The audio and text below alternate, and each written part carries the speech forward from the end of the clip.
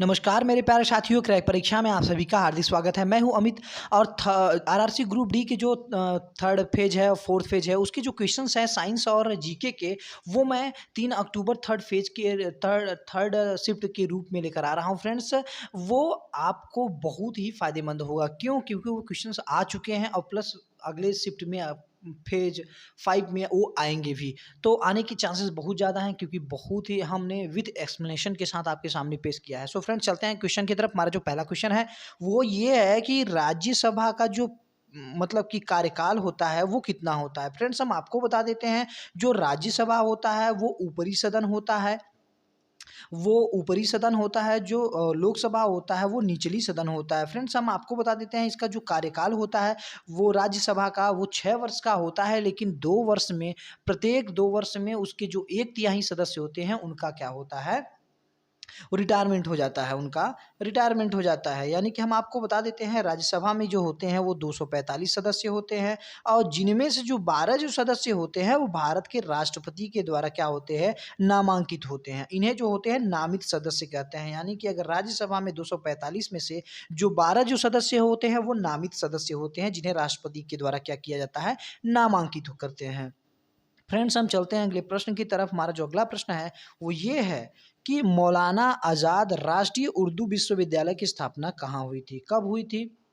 Friends, हम बता दें 1998 में हैदराबाद में हुई थी। फ्रेंड्स, जो मौलाना आज़ाद राष्ट्रीय उर्दू विश्वविद्यालय है, MANUU, एक केंद्रीय विश्वविद्यालय है। फ्रेंड्स, हम आपको बता देते हैं कि जो स्थापना वर्ष है 1998 में संसद के एक अधिनियम को पारित करके बनाया गया था। फ्रेंड्स, हम आपको बता दें उर्दू जो भाषा को बढ़ावा देने के लिए और इसके विकास विकसित करने के लिए, उर्दू भाषा को विकसित करने के लिए इसकी स्थापना की गई थी। मुख्यालय जो है वो हैदराबाद के गाची बोवली में 200 एकड़ में फैला हुआ है। फ्रेंड्स, हम चलते हैं अगले प्रश्न की तरफ। हमारा जो अगला प्रश्न है वो ये है कि कह रहा है कि अगर फोकल लेंथ 2 मीटर है, यानी कि अगर फोकल लेंथ 2 मीटर है तो वक्रता त्रिज्या कितनी होगी। तो वक्रता त्रिज्या हम आपको बता दें C=2f होता है। तो 2f का मतलब होगा 2 इंटू 2 हो गया, यानी कि 4 मीटर हो जाएगा वक्रता त्रिज्या। और फोकल लेंथ में जो रिलेशन है वो 2f का है, यानी कि वक्रता त्रिज्या इजिकल टू फोकस इंटू 2, यानी कि दुगुना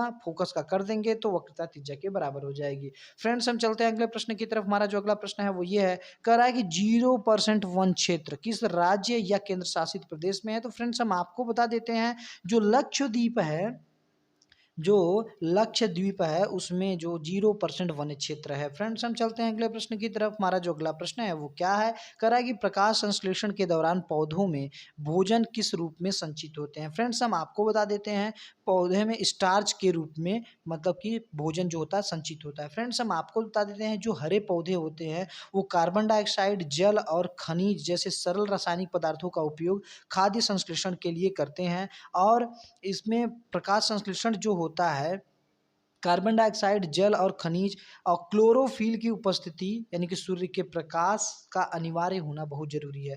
क्लोरोफिल पत्तियों में होता है और सूर्य के प्रकाश की उपस्थिति में एक फोटोसिंथेसिस यानी कि प्रकाश संश्लेषण की प्रक्रिया करते हैं, जिनमें से जो उत्पादित रूप होता है वो क्या होता है, उसमें से जो मतलब कि बनता है कार्बोहाइड्रेट बनता है और क्या होता है, ऑक्सीजन उत्पादित होता है। कार्बोहाइड्रेट जो होता है वो काफ़ी कॉम्प्लेक्स केमिकल मटेरियल है जो कि प्रकाश संश्लेषण का उत्पाद है, और ऑक्सीजन भी जो है वो प्रकाश संश्लेषण का उत्पाद है। अगर उत्पाद पूछे कि प्रकाश संश्लेषण का जो उत्पाद कौन कौन सा बनता है, तो कार्बोहाइड्रेट बनता है और क्या बनता है, ऑक्सीजन बनता है। फ्रेंड्स, हम चलते हैं अगले प्रश्न की तरफ। हमारा जो अगला प्रश्न है कि बुझा चूना को अगर क्लोरीन के साथ क्रिया कराया जाए तो क्या मिलेगा। फ्रेंड्स, हम आपको बता दिए हैं बुझा चूना को अगर क्लोरीन के साथ प्रयास किया जाए तो ब्लीचिंग पाउडर, यानी कि क्लोरीन के साथ क्रिया कराया जाए तो ब्लीचिंग पाउडर मिलेगा। फ्रेंड्स, हम चलते हैं अगले प्रश्न की तरफ। हमारा जो अगला प्रश्न है वो क्या है, कह रहा है कि दो प्रतिरोध अगर समांतर में लगी हों, जैसे कि दो प्रतिरोध अगर समांतर में लगी हों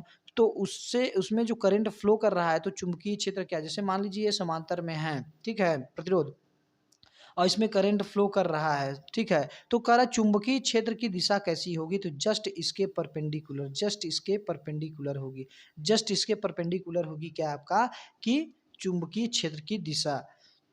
सो फ्रेंड्स, हम चलते हैं अगले प्रश्न की तरफ। हमारा जो अगला प्रश्न है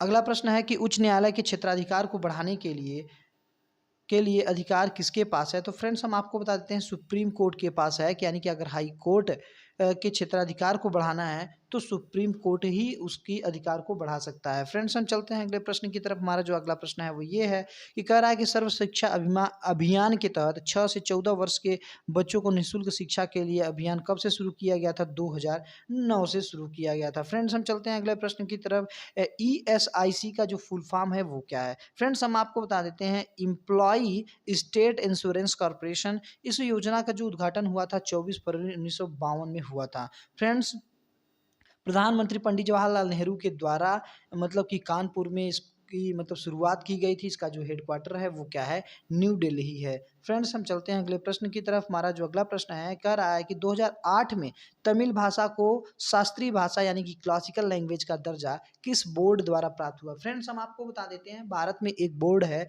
CIIL यानी कि central institute of Indian language, जो कि क्लासिकल लैंग्वेज में भाषा को मान्यता प्राप्त करता है। फ्रेंड्स हम आपको बता देते हैं कि भारत में जो शास्त्रीय भाषाएं हैं यानी कि क्लासिकल लैंग्वेज हैं वो पूरे 6 हैं अभी तक।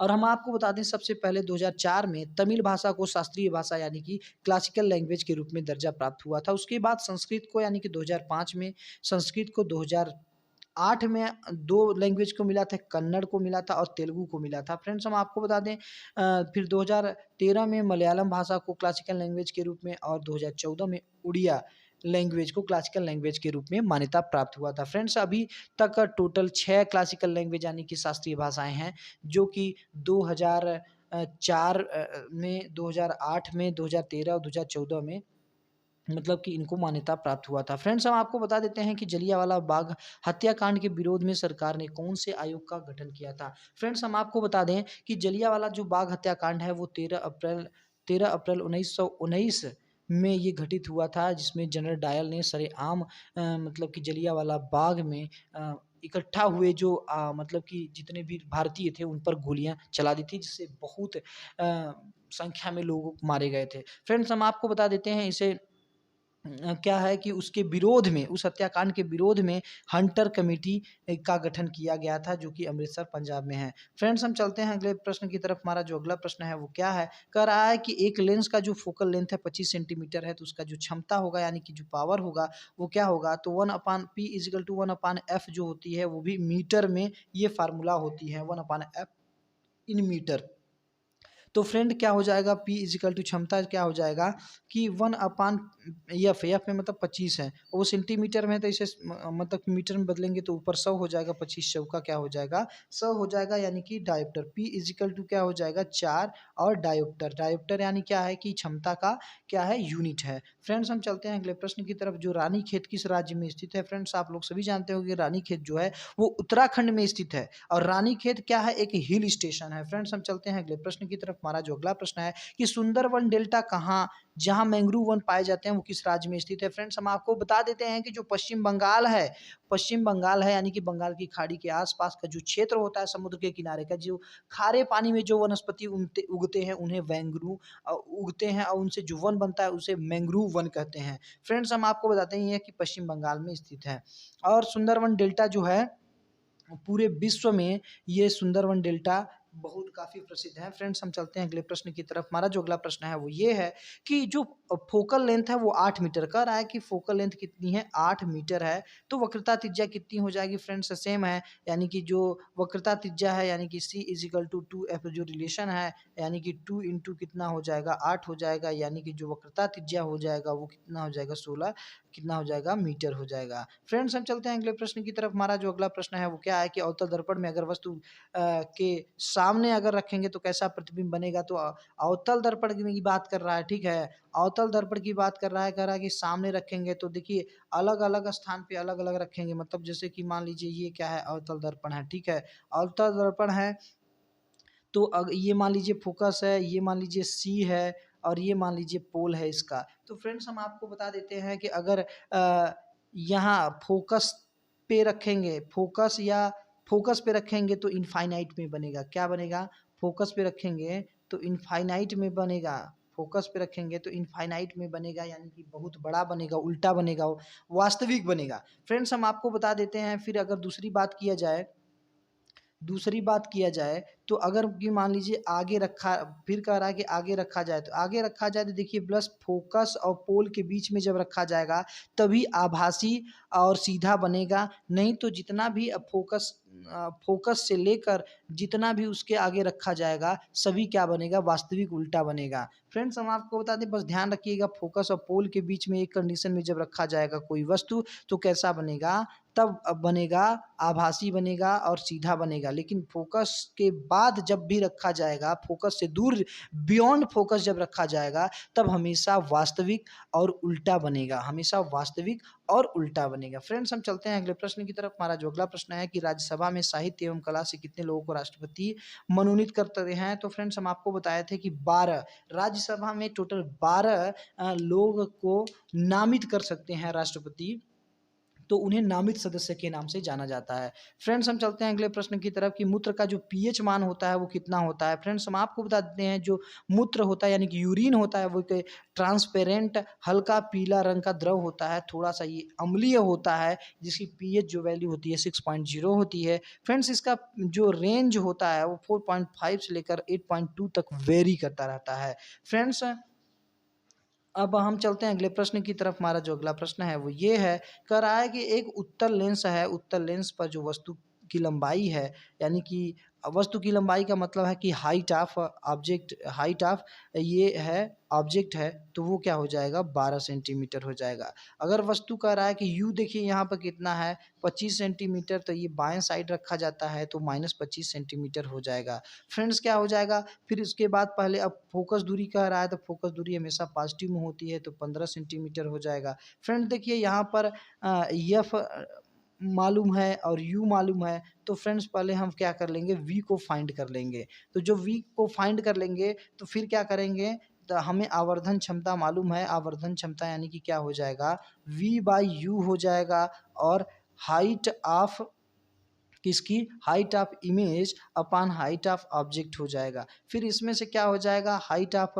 ऑब्जेक्ट दिया हुआ है, वी मालूम है, यू मालूम है, हाइट ऑफ इमेज हम लोग प्राप्त कर लेंगे। सो फ्रेंड्स वीडियो अगर आपको अच्छी लगी तो लाइक कीजिए, सब्सक्राइब कीजिए, बेल आइकन को दबाना ना भूलिएगा। मिलते हैं नेक्स्ट वीडियो में। जय हिंद।